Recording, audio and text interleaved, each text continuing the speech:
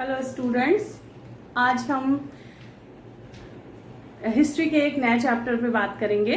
वो है land revenue system in British राज।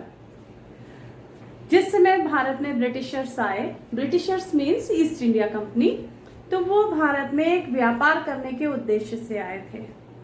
उन्होंने भारत में रहकर भारत के साथ व्यापार करके भारत की परिस्थितियों को समझा और जाना, और इसी जानने के क्रम में वो लूपहोल्स जान गए जिन्होंने ये एक ज्ञान दे दिया उनको कि वो भारत को एक उपनिवेश बना सकते हैं और भारत में अपने हितों को संरक्षित कर सकते हैं।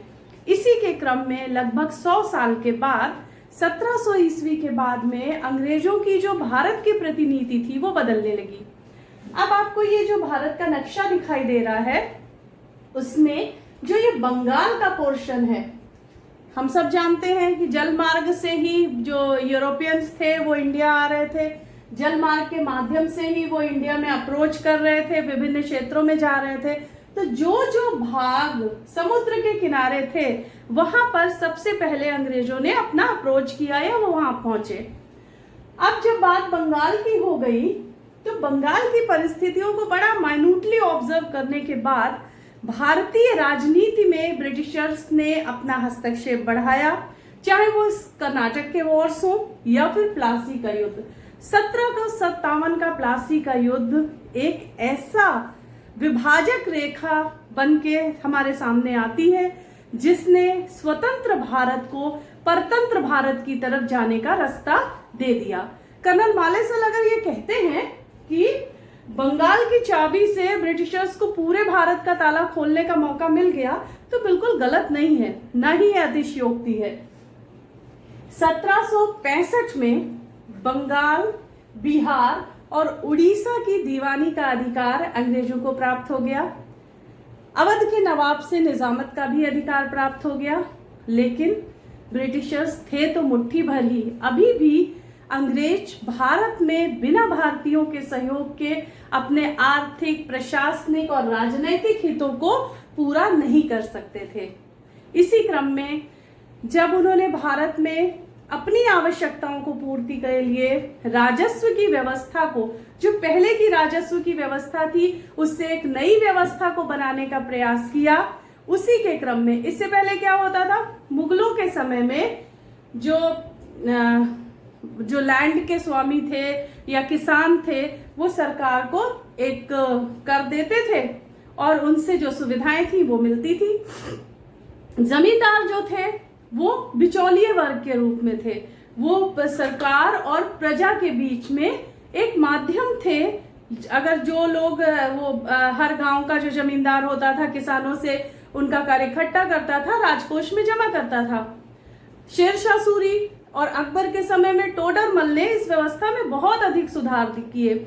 इससे पहले अगर उसके पास चुकाने के लिए पैसा नहीं होता था तो वो अनाज दे देता था, अनाज को राजकोष में जमा कर दिया जाता था, आवश्यकताओं की पूर्ति की जाती थी। लेकिन ब्रिटिशर्स का माइंडसेट अलग था, उन्हें भारत के ही धन से अपने साम्राज्य को भारत में सुदृढ़ करना था। इसलिए उनके लिए बहुत जरूरी था कि वो एक ऐसी राजस्व व्यवस्था लेकर आए जिससे उन्हें अधिक से अधिक धन प्राप्त हो। फिर इसके लिए चाहे उन्हें एन केन प्रकारेण किसी भी तरह की नीति को क्यों ना अपनाना पड़े। अब 1772 ईस्वी में वॉरेन हेस्टिंग्स ने नीलामी प्रथा की शुरुआत की। पहले 5 साल के लिए जो कृषि योग्य भूमि होती थी उसको नीलाम कर दिया जाता था कि वो भूमि नीलाम कर दी गई, जो सबसे ज्यादा बोली लगाएगा उसको वो लैंड दे दी गई, और जितने भी पैसे में, रुपए में वो लैंड नीलाम की गई थी उसको उतना पैसा वो जो उनका आपस का जो भी लेखा जोखा था या एक तारीख होती थी वो तारीख खत्म होने के पहले दे दिया जाता था। फिर ये माना गया कि 5 साल का बड़ा लंबा समय है, एक साल के लिए नीलाम करने शुरू कर दी भूमि को। जो ये एक साल के लिए नीलाम करना शुरू कर दिया तो इससे जो एक टच होता है जमीन के साथ कि कृषक को भूमि का पुत्र कहा जाता है, जमींदार हैं, उनके भी अपने हित थे, उनको भी जमीन के साथ, भाई जमीन में उपज होगी तभी तो उन्हें पैसा मिलेगा और वो सरकार को देंगे। लेकिन एक एक साल की जो व्यवस्था चालू हुई तो हमेशा ये लगा रहता था कि अगले साल कोई नई बोली लगा देगा, हमसे ज्यादा बोली लगा देगा, उसको ये लैंड प्रोवाइड कर दी जाएगी, तो मैं क्यों इस पे मेहनत करूं, मैं क्यों इसे फर्टाइल करूं।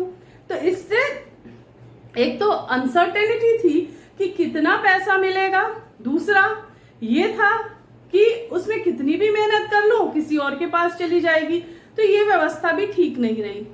1786 में लॉर्ड कॉर्नवालिस भारत आते हैं और यहाँ की उसी समय से ही एक स्थायी व्यवस्था की मांग उठने लगी थी कि कोई एक ऐसा सिस्टम हो जिससे अंग्रेजों को स्थायी रूप से पैसा मिलने लगे, राजस्व मिलने लगे।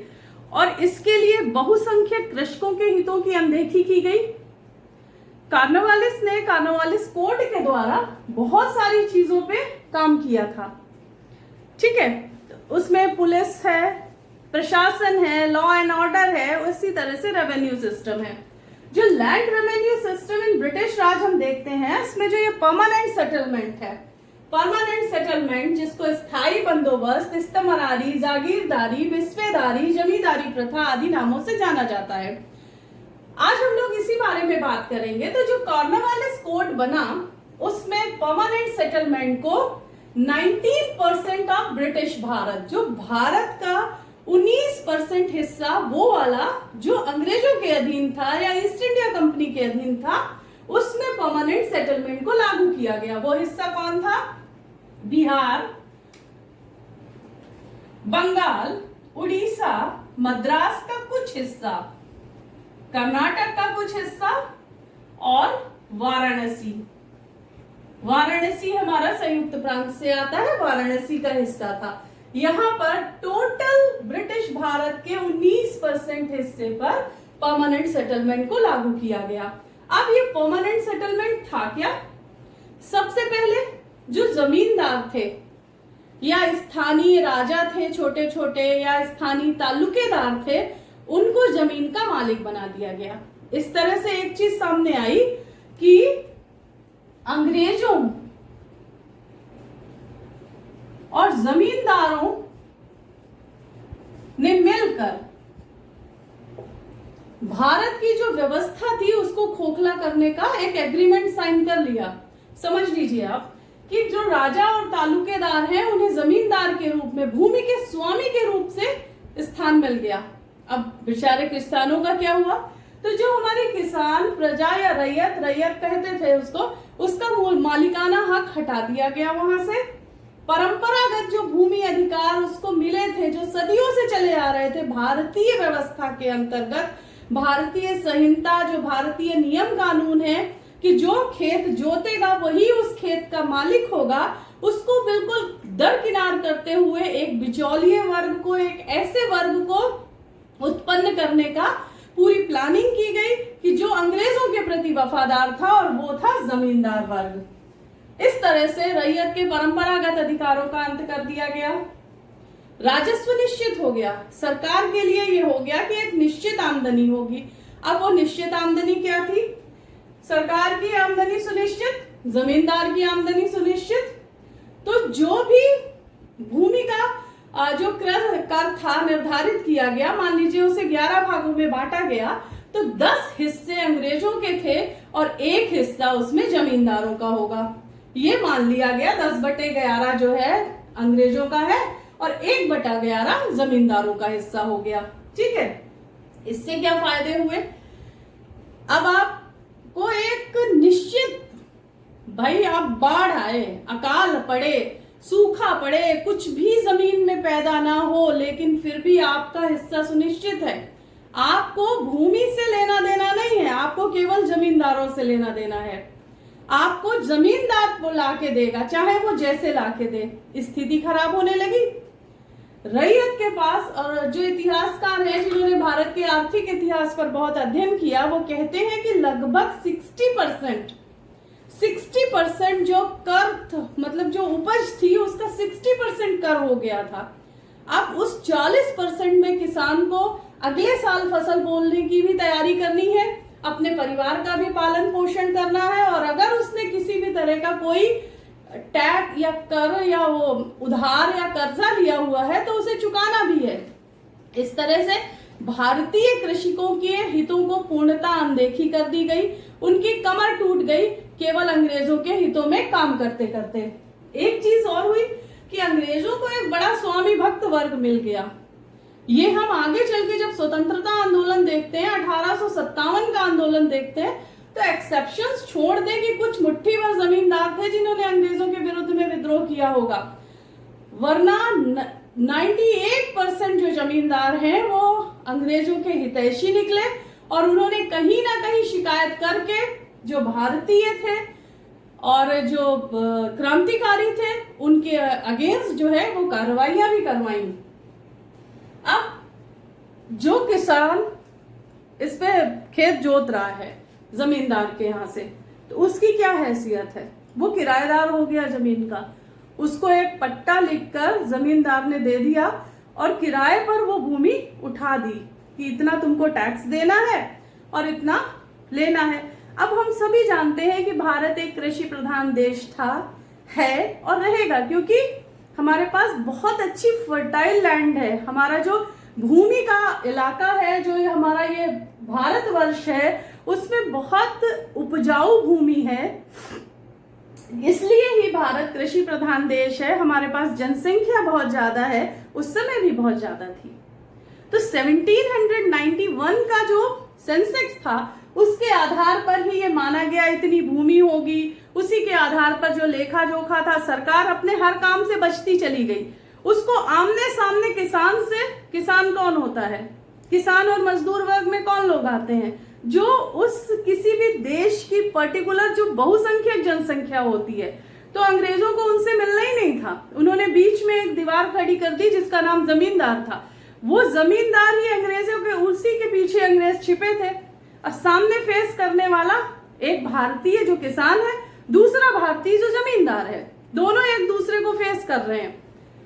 इस तरह से अंग्रेज बिल्कुल साफ सुथरी छवि के साथ बने रहे। उनके हितों के लिए ही एक भारतीय दूसरे भारतीय का शोषण करता रहा। अब एक सूर्यास्त कानून के बारे में बड़ी चर्चा की जाती है। अब ये सूर्यास्त कानून क्या है? सनसेट लॉ या सूर्यास्त कानून कॉर्नवालिस कोड में था। ये वो कानून है कि एक डेट मुकर्रर कर दी गई, एक डेट फिक्स कर दी गई कि इस डेट को रेवेन्यू दे देना है, जो राजस्व है सरकार के खाते में पहुंच जाना चाहिए। और अगर सूर्यास्त तक ये नहीं पहुंचा तो जमींदार से जमीन लेकर किसी और को बेच दी जाएगी। अब जमींदार के भी नहीं हुए। इसका मतलब ये हुआ कि जिस जमीन को परंपरागत रूप से हस्तांतरणीय मान लिया गया, ये मान लिया गया कि जमींदार के बाद जमींदार का बेटा जमींदार बन जाएगा, वंशानुगत मान लिया गया, उस जमीन को भी अगर आप टैक्स नहीं दे पाए, ब्रिटिश के हितों को पूरा नहीं कर पाए, तो वो जमीन उठा के बेच दी जाएगी। इतनी देर में ये चीज तो समझ में आई गई कि सारा खेल अंग्रेजों का था, भारतीय अर्थव्यवस्था को नष्ट करने का, भारत से अधिक राजस्व एकत्र करने का। अब क्योंकि वो ना भारतीय भाषा को जानते हैं, ना भारतीय लोगों के मनोविज्ञान को जानते हैं, तो भारतीय भाषा में उनसे कैसे डील की जाएगी, कैसे अंग्रेज उनके बारे में जानेंगे? तो उन्होंने एक बिचौलिए वर्ग को खड़ा कर दिया था, वो भी अपने हितों में। और वो ऐसा वर्ग था जो उसने एक मुकर्रर चीज तो जो थी वो अंग्रेजों को देने नहीं थी उसने कि ये इतना इतना टैक्स आपको दे देना है, लेकिन वो किसान से कितना वसूल रहा है इसको देखने वाला कोई नहीं था। वो एक हिस्सा ही नहीं लेता था, वो किसानों का जबरदस्त शोषण करता था। और धीरे धीरे ये जो जमींदार वर्ग था ये बहुत ज्यादा पैसे वाला होने लगा, बहुत सारी जमीनें इनके पास होने लगी। भारत के हितों पर इन्होंने चोट करने में अंग्रेजों का पूरा पूरा साथ दिया। तो भले परमानेंट सेटलमेंट को ये सोच के लाया गया था कि इससे जमीन में बड़ी उपजाऊ होगी, भारतीयों का बड़ा सहयोग होगा और भारतीय जो है जो ये फसलें हैं वो बहुत अच्छी होंगी, लेकिन नहीं, ऐसा नहीं हुआ। अनेक इतिहासकारों ने इस पर अध्ययन किया है।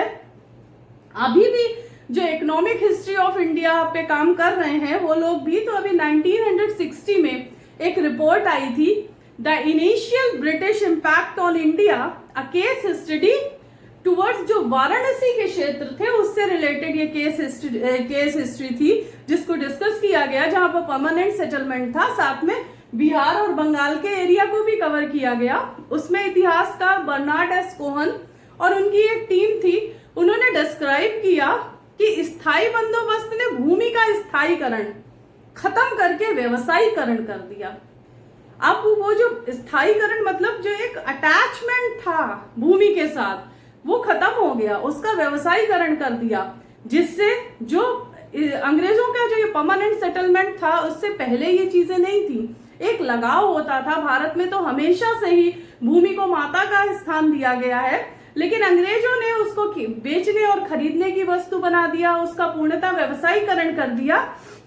स्थानीय शासक वर्ग के भी सामाजिक सरोकारों को, सामाजिक समीकरणों को बिल्कुल बदल दिया।